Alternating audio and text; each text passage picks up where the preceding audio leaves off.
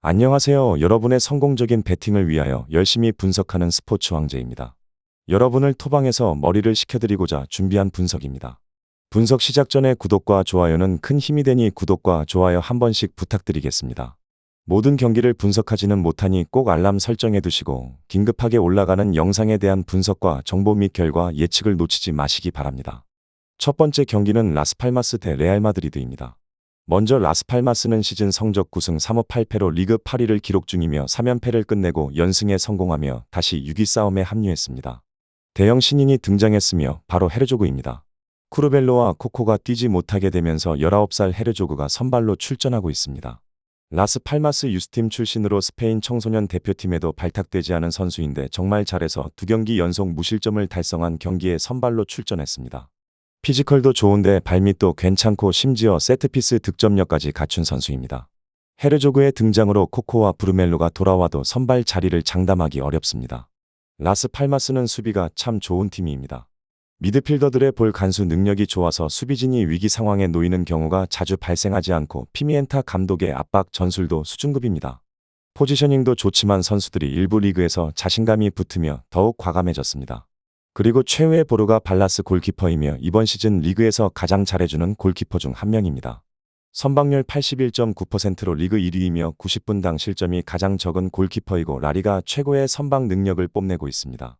다음 레알 마드리드는 시즌 성적 16승 3무 1패로 리그 2위를 기록 중이며 슈퍼컵 우승을 차지했지만 코파델 레이에서 탈락했고 지난 주말에는 리그 꼴찌 알메리아를 상대로 홈에서 극장 승리를 거두며 조금씩 흔들리고 있습니다.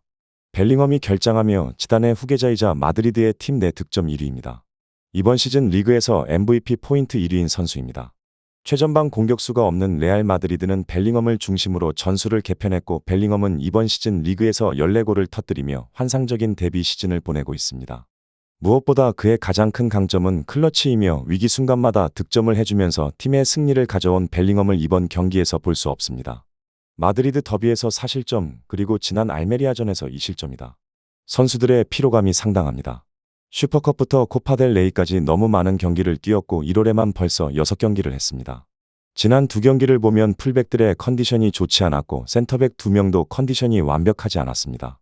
피로 누적의 결과로 보이는 상황인데 밀리탄과 알라바가 부상이기 때문에 수비진 교체는 불가능합니다. 그래서 추아메니가 센터백으로 출전하는 플랜 B에 대한 얘기가 나오고 있습니다. 결론부터 말하자면 레알 마드리드는 벨링엄도 빠지고 수비진의 컨디션은 엉망입니다.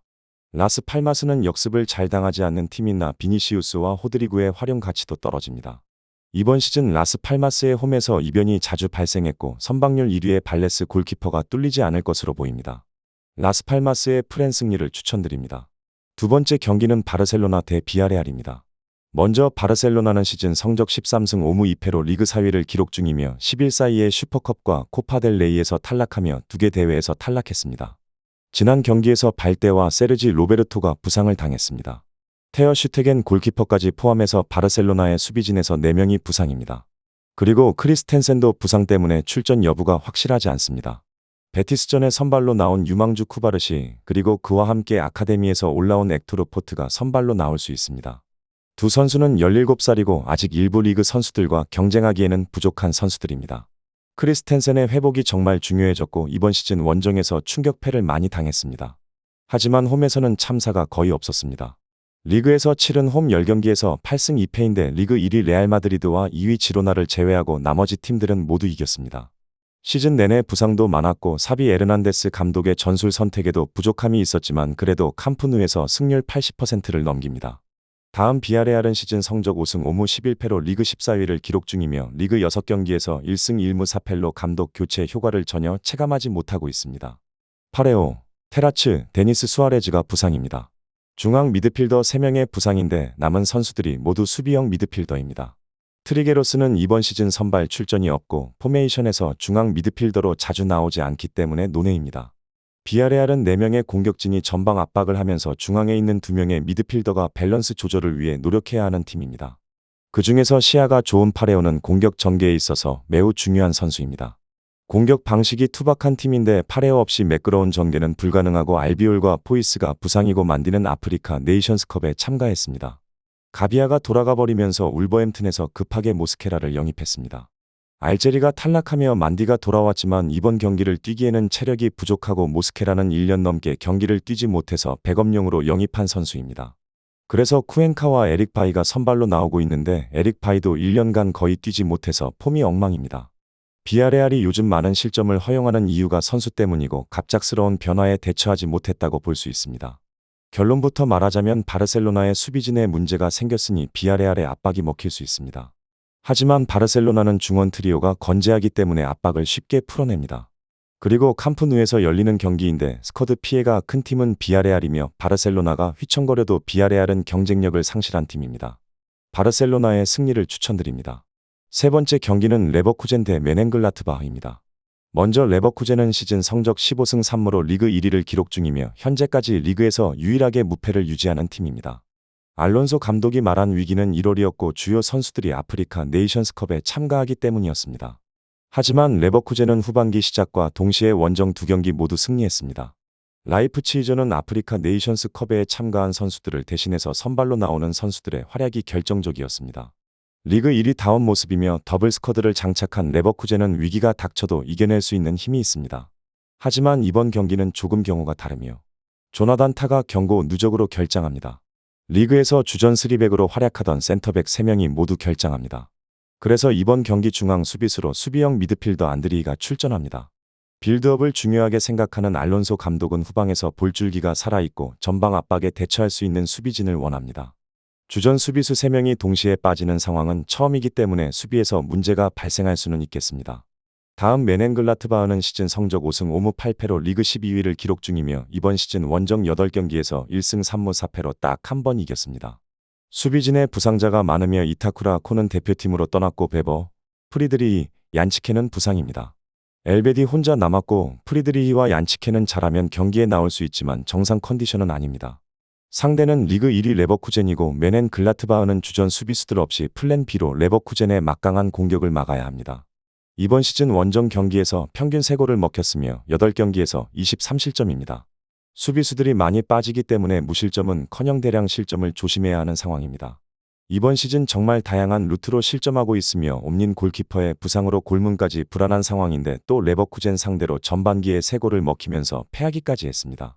그리고 레버쿠젠을 마지막으로 이긴 경기는 2019년 2월이고 승리하기 위해선 기적이 필요합니다. 결론부터 말하자면 리그 1위 레버쿠젠을 만나는 메넨글라트바흐의 상태가 엉망입니다.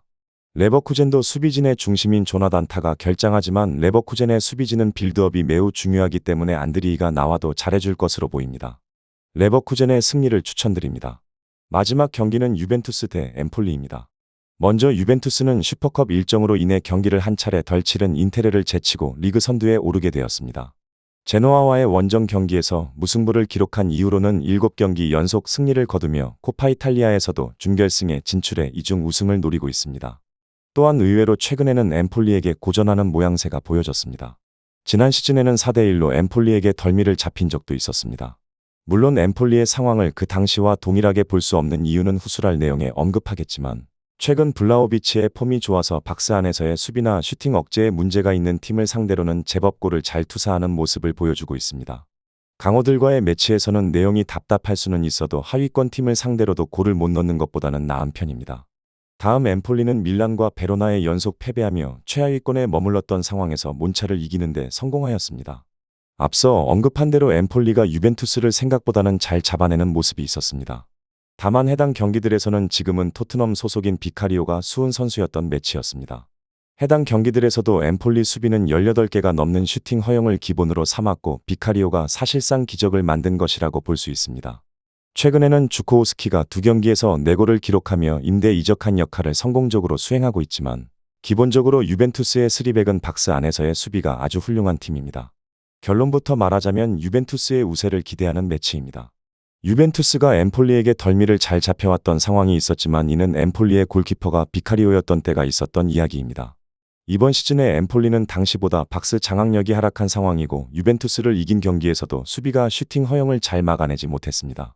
주코우스키가 좋은 폼을 보여주고 있긴 하지만 유벤투스의 박스 수비를 고려하면 한 골 이상을 기대하기 어렵다고 보여집니다.